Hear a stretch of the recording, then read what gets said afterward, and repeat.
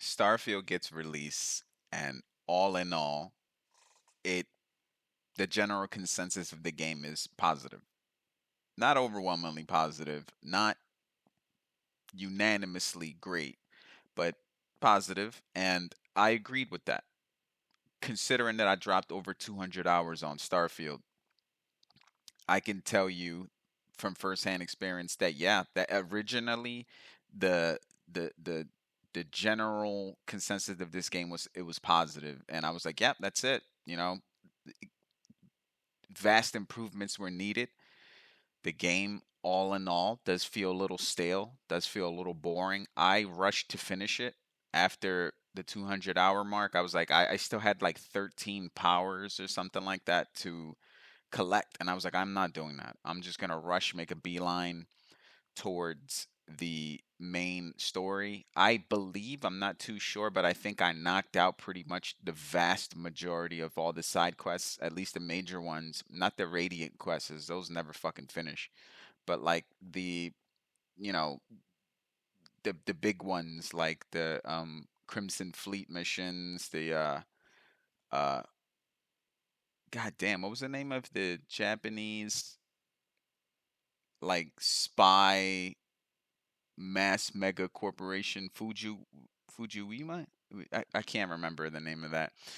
Um, I'm probably thinking of like Shadowrun. Actually, I'm mixing names here, but whatever. Most of the side quests I finished, but I found it weird that one day I wake up and then seemingly overnight, boom, the game is like negative, or it might even be overwhelmingly negative. Actually, let me give it a quick look, real quick.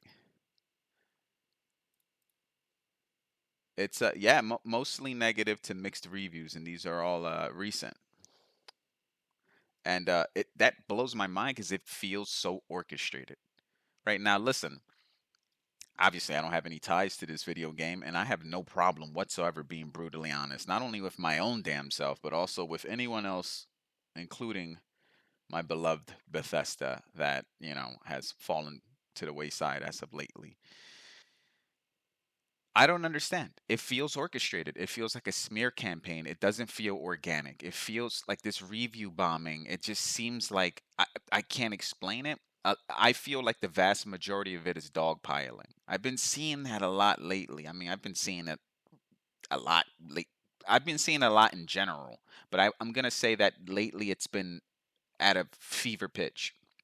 Not only in an entertainment industry, but also just in general. Review bombing is basically like dogpiling. Like, and I feel like Bethesda has been the latest victim. Right, it's just one negative review out there, another negative review. The vast majority of them aren't descriptive. They're not sitting here genuinely listing their gripes. They're just, this game sucks. This game's boring. A lot of loading screens.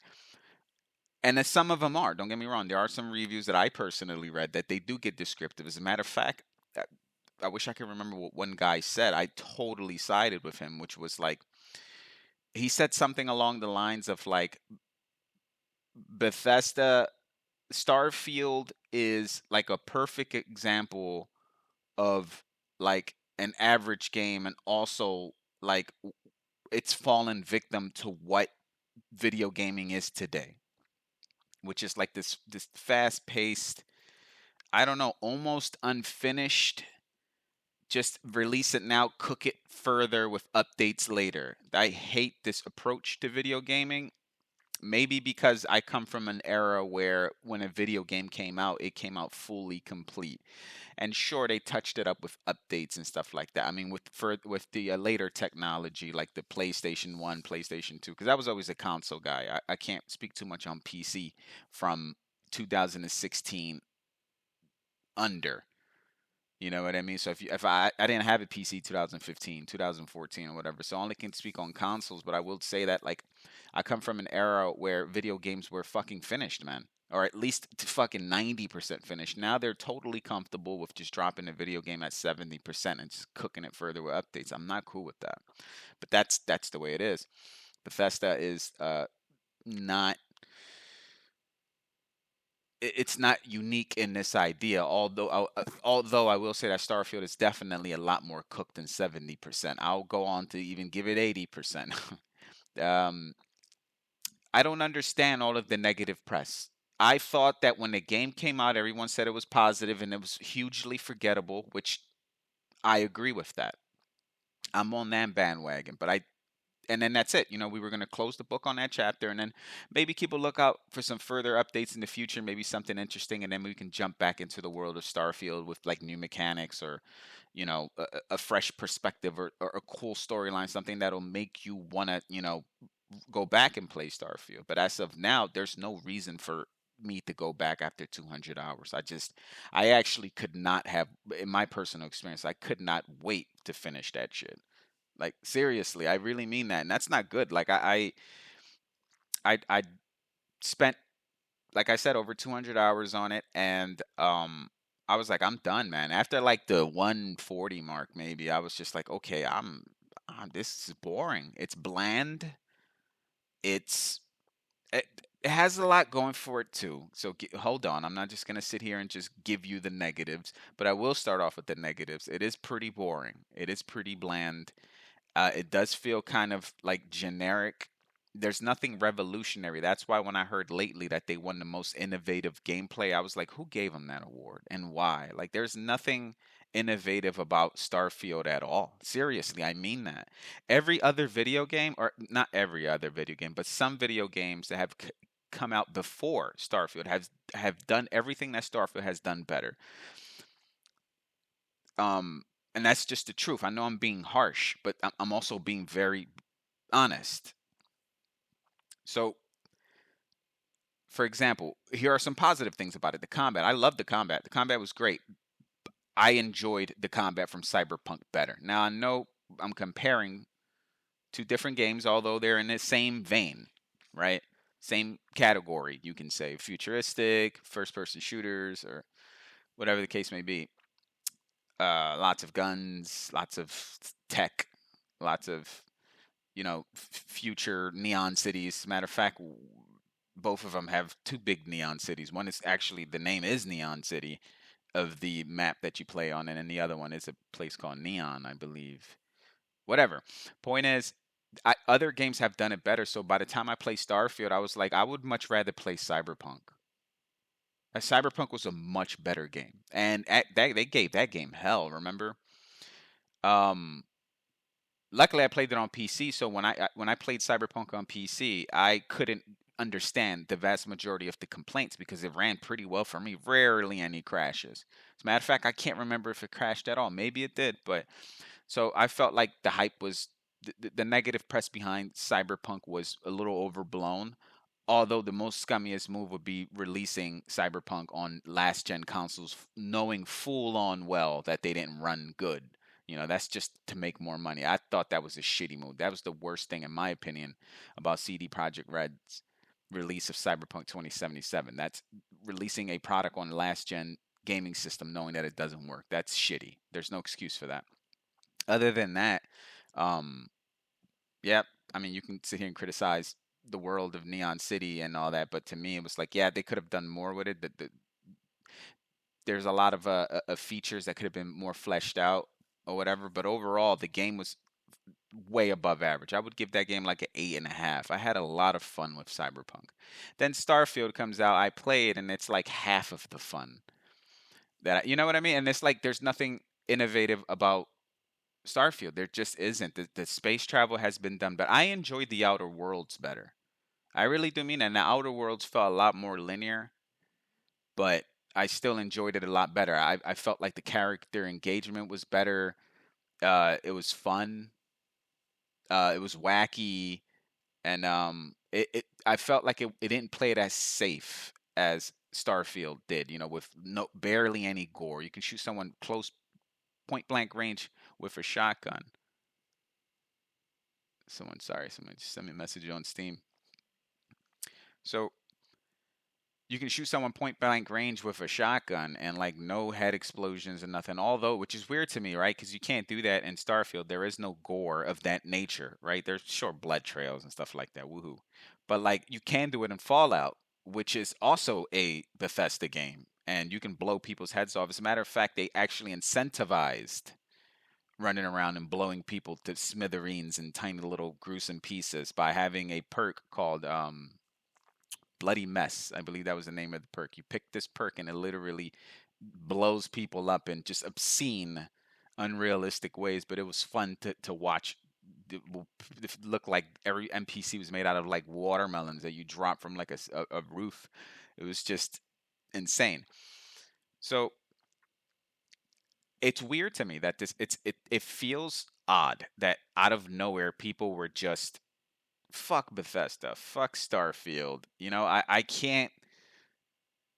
I can't understand. I thought we all kind of agreed that it was a pretty good game, pretty forgettable, and then we moved on. But then something happened. People just woke up and then just started just bashing it. And like I said, a lot of people do have great opinions on, as of why. One of my friends told me that he's like, well, a lot of people got this game after Christmas, right?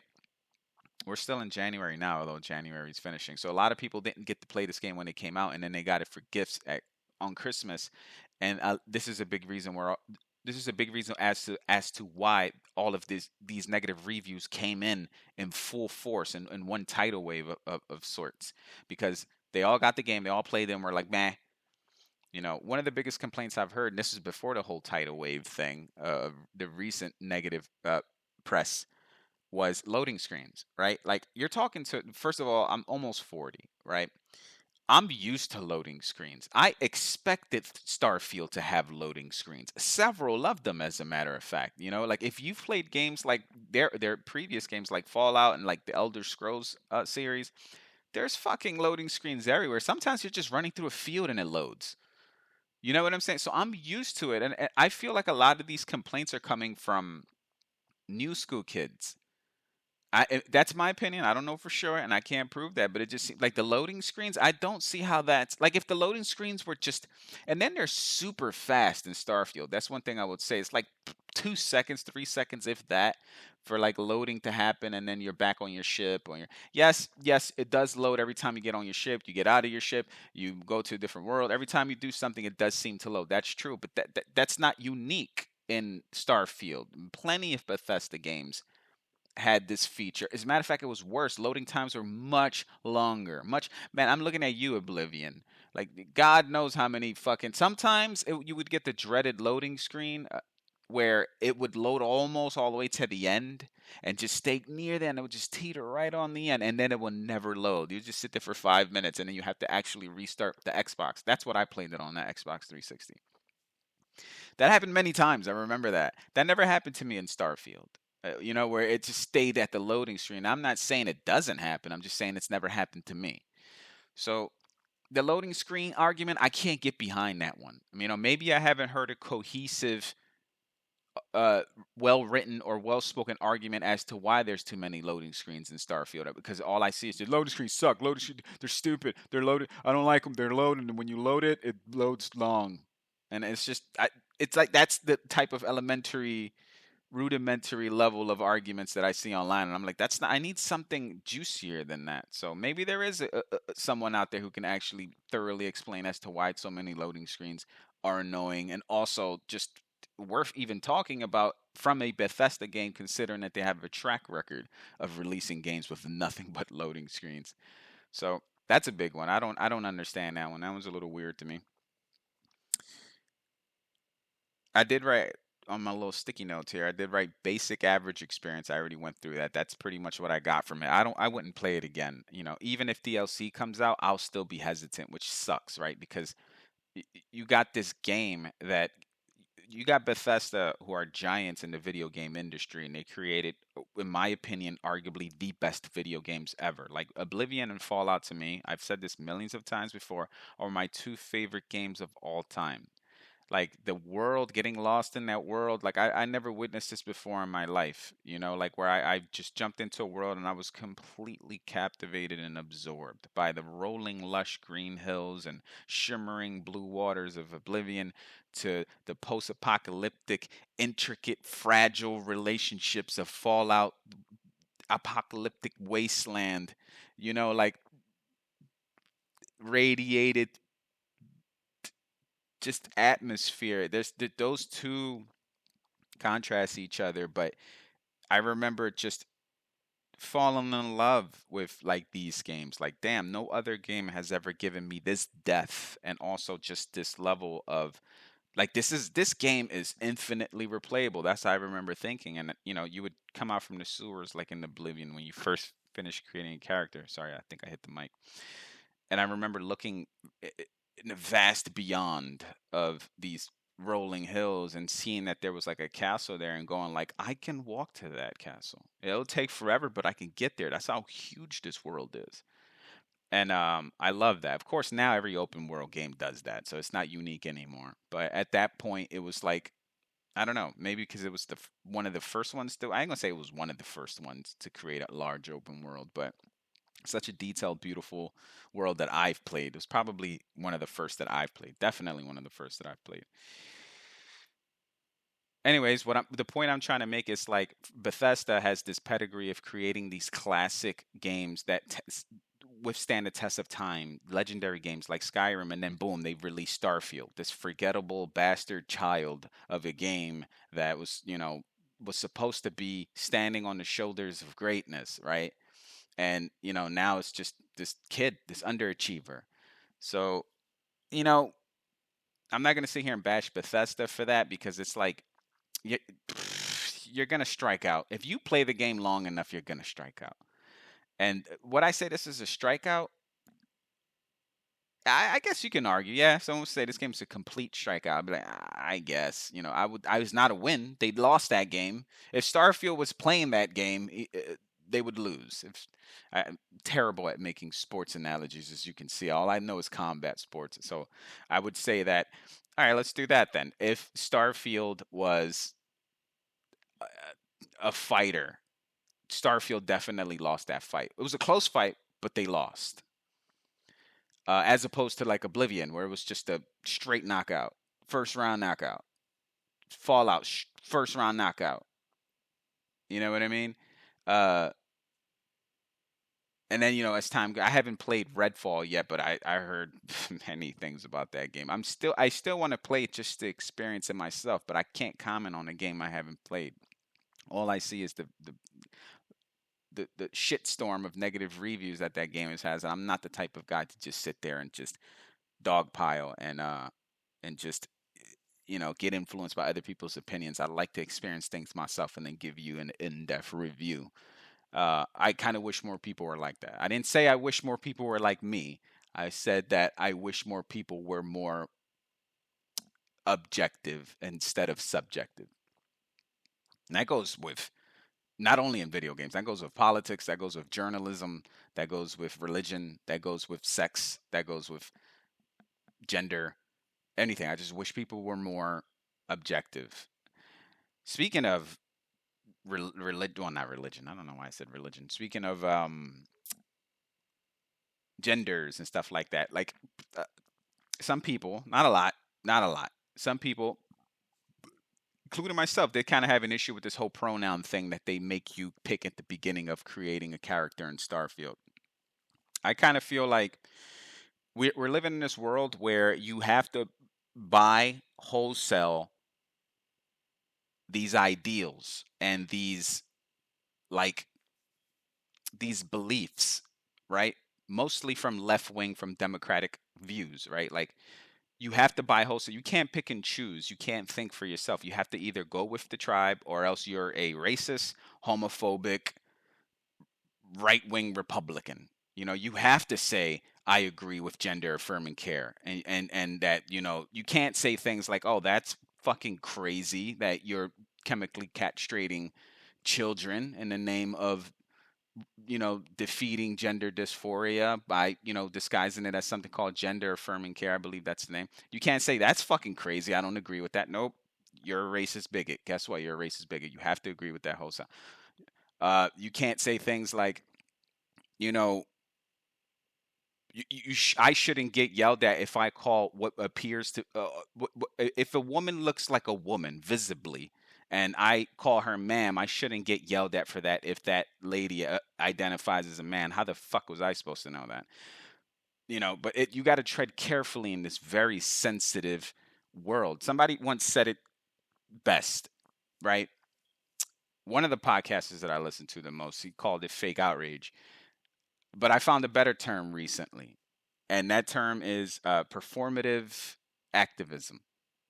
Right? There's a lot of that going on right now. It's a performative activism, meaning that like we're just pretending. So we're on social media and we're pretending like we care and we're pretending like we're outraged. Like it's so inorganic, it's so inauthentic, and it's cringy, and I fucking hate it because it's not real and it's phony. So it sucks that people like me who are centrist. I'm a centrist through and through. Now, no one likes a centrist. Republicans don't like centrists. Democrats don't like centrists. No one likes people in the middle. They need someone to pick a side and pick a side quick. All right. I'm getting yelled homophobe. I'm getting yelled at racist. I'm this, I'm that. And I'm like, God damn, can I just be a gray human? Meaning not didn't choose white, didn't choose black. And I'm not talking about race. I'm talking about simplicity of life's views. Like I don't see life in just all black. I don't see life in just all white. I see life in shades of gray, and I feel like most reasonable people do. You can't be a shades of gray guy in this world today because you get called every name under the sun, every negative. How do you say that word? Pejorative. I can never say that fucking word. Basically, it means like just a bad name, like a slang or whatever. Point is, you can't be in the middle. You can't pick and choose some ideals that you like from this tribe and then some ideals that you like from the tribe. You have to agree with everything that they agree with wholesale, and I hate that. That was a really long-winded way of me saying that I wish in the beginning when you're creating a character in Starfield, I wish you can just skip that. Because like I didn't play this game to focus that much on race. I just, you know, honestly, some games, hear me out. Some games, lots of games recently, when you're creating a character, they completely avoid the whole gender thing and just put body type. I'm serious. And those who play a lot of video games that will understand what I'm talking about. Like, I wish I can give you an example. Several games have done this. Several different games have done this that I've played personally, but I can't think of one. So now it just seems like I'm fucking lying. But point is, some people just skipped it outright. As a matter of fact, I think it was God damn, what's the name of that game? The Vampire V Rising. Don't quote me on this though. I think it's V Rising. Maybe it wasn't, but it was one of these games that I played recently where they completely skipped the whole gender thing. Male, female, they, them, they, zer. They completely skipped that and just like, this is your body type. You got tits or you got a dick. You pick. You're the one that chooses what that thing is, but just you want dicks or tits. I like that. I like that a lot because these people are just like, I don't want to. I don't want to get in that. I just play the goddamn game. That's me. That's me with like a lot of issues. I'm like, I don't want to argue with you, man. I don't. I'm not here to be incendiary. I'm not here to be controversial. I just there's lots of things that I agree with and lots of things that I don't. And I happen to be honest. And I'm gonna disagree with you on certain things. And then boom, I get labeled this and I get labeled that. I'm not here for that. I'm not a tribal person by nature.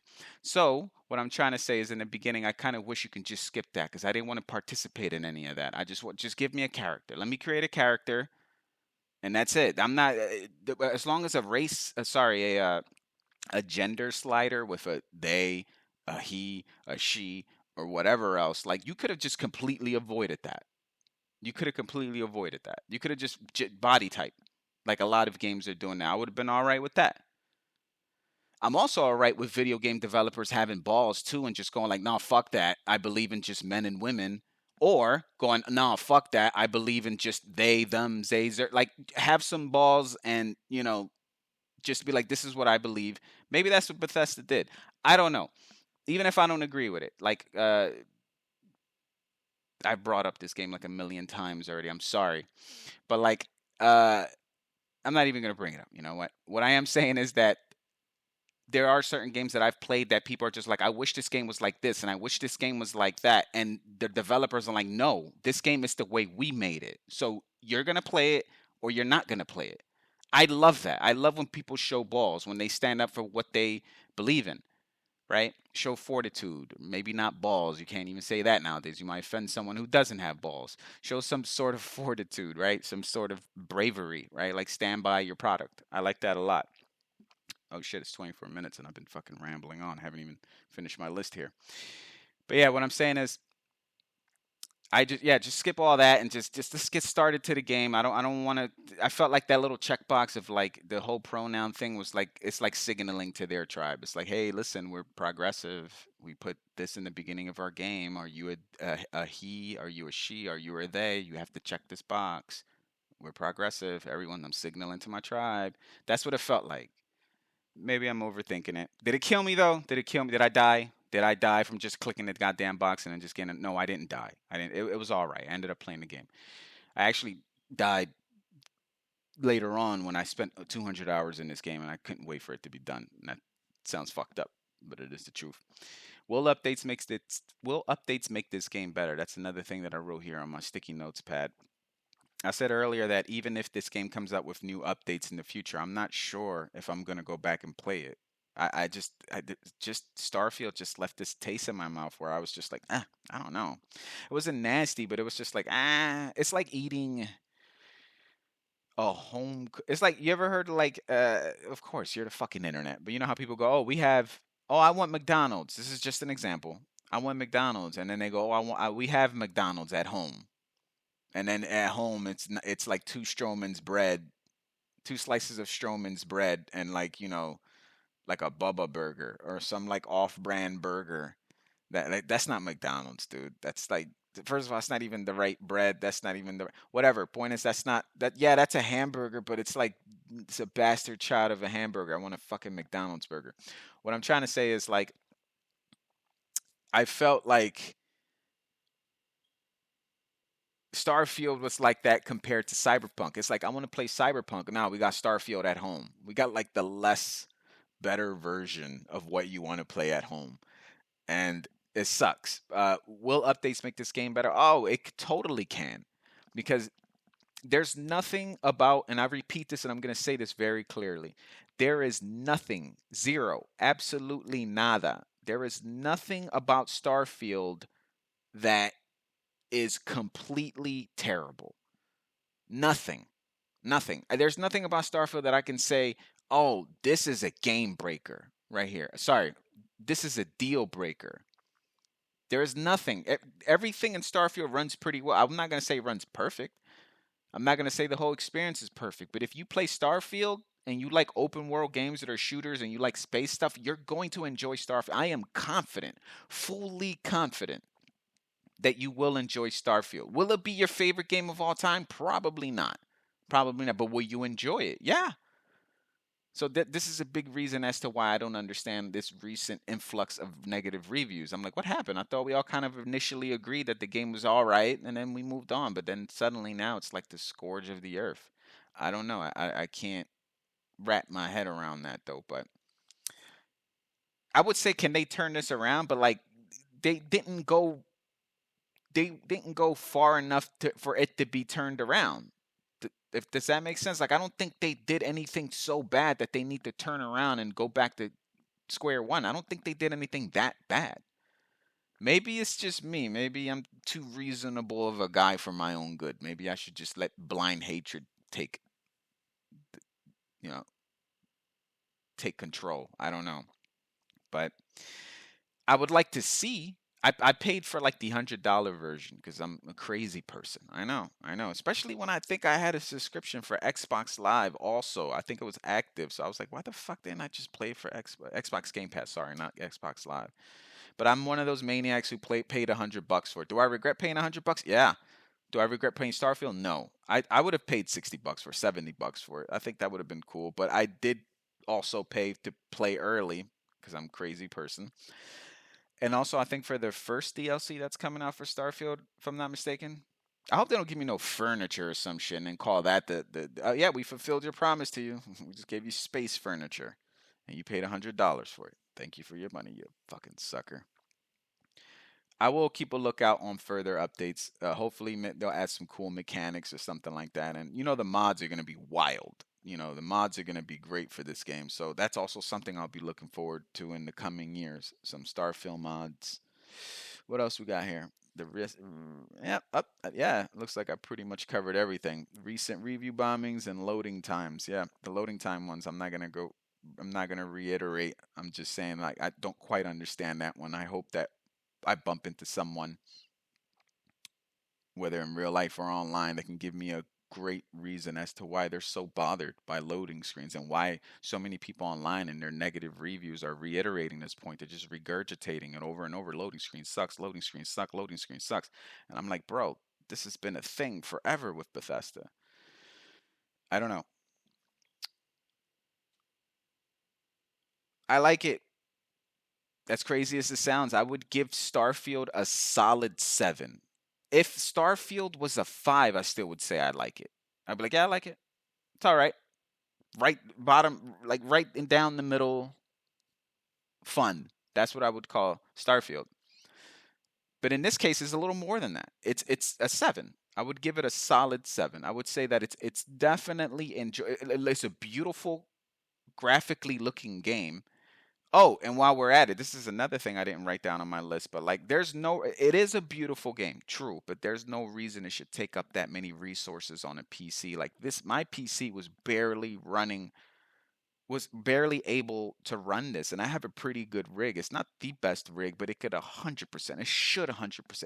It's higher than the recommended specs for this game. When I'm assuming it's Bethesda released the recommended specs for Starfield, I surpassed those recommended specs. Not by like high levels, but just meeting the requirements and just exceeding them slightly, I would say. So I couldn't understand why I have to run this game on medium with FSR on. And that's what I did. It still looked amazing, by the way. Don't get me wrong.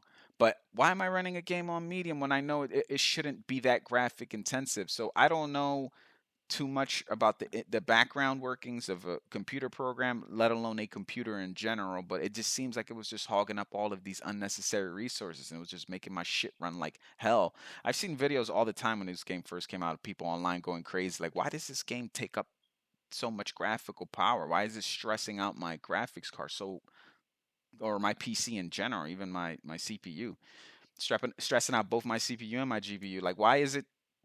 Why? I'm looking at this game, and yes, it looks as a beautiful new age graphics game, but it's like almost wrecking my shit. So I don't understand that. I don't know if that's terrible optimization and they're kind of just relying on an upscaler to just tie up the loose ends.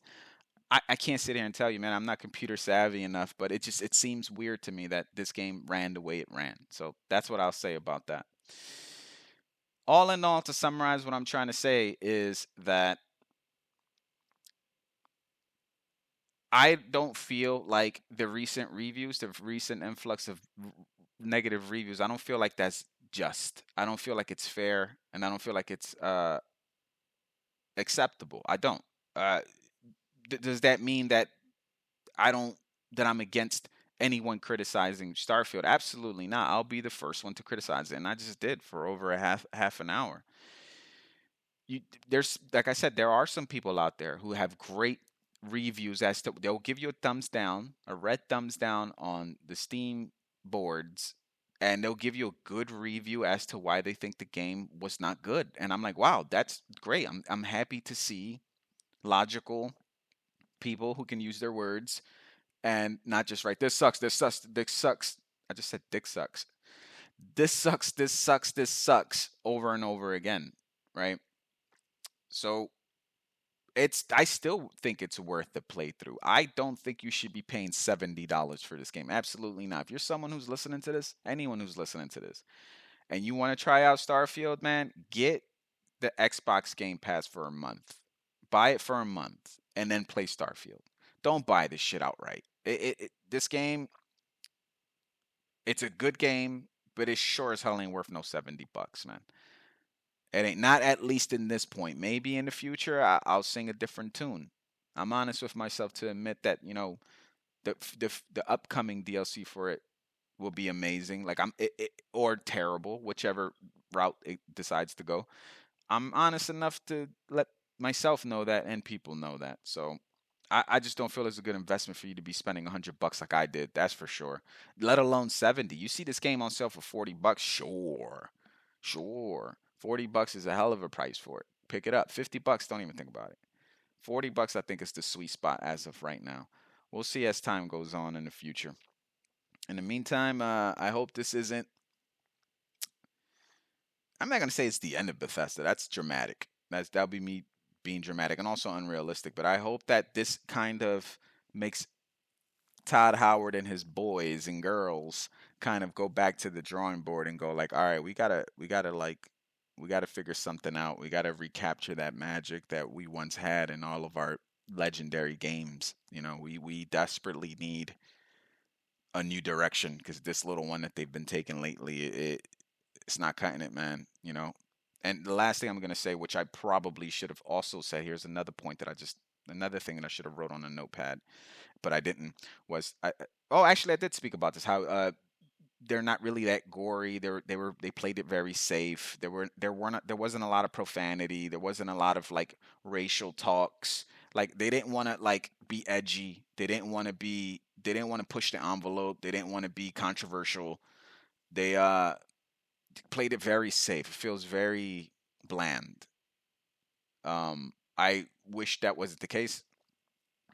I do wish, like I said, I like when people kind of, stick to their guns on things, but that's that. I still would recommend it, just not at this price. That's the last thing I will say about it. Man, let's see, man. This is gonna be an interesting one to keep. This title is gonna be an interesting one to keep an eye on as time goes on. I want to see where they're going with this. Are they gonna just double down and just keep going down this shitty route that they've been going down, or are they kind of gonna go, all right, we need to go back and fix some things? I'm interested. Either way you put it, thanks for listening, guys. Why did I say guys? I'm sorry, man. I can't. I hate when people say. See ya.